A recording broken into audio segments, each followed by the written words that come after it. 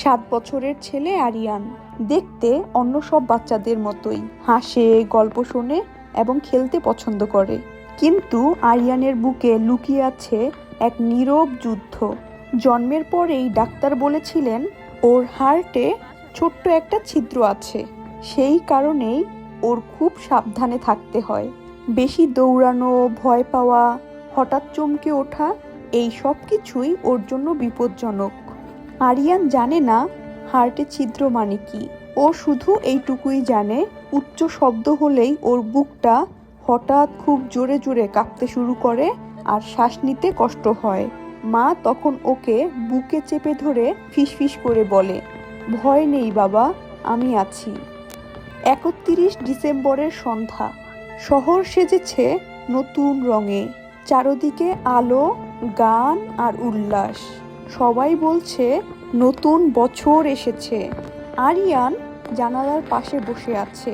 বাইরে তাকিয়ে বলে, আব্বু, আজকে কি অনেক শব্দ হবে? ওর বাবা একটু থেমে বলে, হবে বাবা, কিন্তু আমরা দরজা জানালা বন্ধ করে রাখবো। রাত 8টার পরেই শব্দ শুরু হয়। আতশবাজির আলোয় ঘর ঝলসে ওঠে। আরিয়ান চমকে উঠে কানে হাত দেয়। রাত 9টা, 10টা, শব্দ বাড়তেই থাকে। রাত 12টার কাছাকাছি হঠাৎ একটার পর একটা বিকট শব্দ। আকাশ যেন ভেঙে পড়ছে। আরিয়ান হঠাৎ চিৎকার করে ওঠে, আম্মু, আম্মু, আমার বুকটা খুব ব্যথা করছে। ওর মুখটা ফ্যাকাশে হয়ে যায়, শ্বাস ছোট হয়ে আসে, বুক ধড়ফড় করছে অস্বাভাবিকভাবে। মা কাপা হাতে ছেলেকে বুকে নেয়, চিৎকার করে ওর বাবাকে বলে, তাড়াতাড়ি রিক্সা ডাকো। বাইরে তখন উৎসবের উন্মাদনা। রাস্তায় মানুষ, বাজি, হাসি, গান। এক শহর উৎসবে আর এক পরিবার বাঁচার লড়াইয়ে। মানুষের কোলাহল পেরিয়ে রিক্সা ধীরে চলছে, আর অন্যদিকে প্রতিটা বাজির শব্দে আরিয়ান আরও চমকে উঠছে। তার মাথা মায়ের বুকে এলিয়ে পড়ছে। অনেক কষ্টে হাসপাতালে পৌঁছানোর পর তারা জানতে পারে আজ ডাক্তার নেই, সবাই ছুটিতে। এরপর তারা অন্য আরেকটি হাসপাতালের উদ্দেশ্যে ছুটে চলল। সে হাসপাতালে গিয়ে আরেক দৃশ্য দেখল, কার্ডিয়াক ইউনিট রোগী দিয়ে ভর্তি। আরিয়ান সেই হাসপাতালেও চিকিৎসা পেল না। 3 নম্বর হাসপাতালে গিয়ে তারা দেখতে পায় বিদ্যুৎ চলে গেছে, জেনারেটর কাজ করছে না।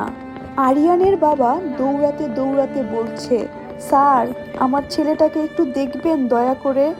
আরিয়ান ফিসফিস করে বাবাকে বলে, আব্বু, আমি কি মরে যাব? আরিয়ানের কথা শুনে ওর বাবা চোখের পানি ধরে রাখতে পারেনি। ছেলেকে সান্ত্বনা দেওয়ার জন্য সে বলে, না বাবা, আব্বু আছে, তুমি চোখ বন্ধ করো। রাত প্রায় 1টা। শহরের আকাশে তখনও আতশবাজি। হাসপাতালের করিডোরে দাঁড়িয়ে মা কাঁদছে, বাবা দেয়ালে ঠেস দিয়ে দাঁড়িয়ে আছে। অবশেষে একজন ডাক্তার ছুটে আসে। আরিয়ানকে নিয়ে যাওয়া হয় আইসিইউতে। দরজা ভেতর থেকে বন্ধ করে দেয়া হয়। বাইরে বাবা মা বসে থাকে নিঃশব্দে। দূরে আবারও বাজির শব্দ, নতুন বছরের শুভেচ্ছা। ভোরের দিকে দরজা খোলা হয়। ডাক্তার বের হয়ে বলে, আপনারা ভাগ্যবান, সময় মতো এনেছেন।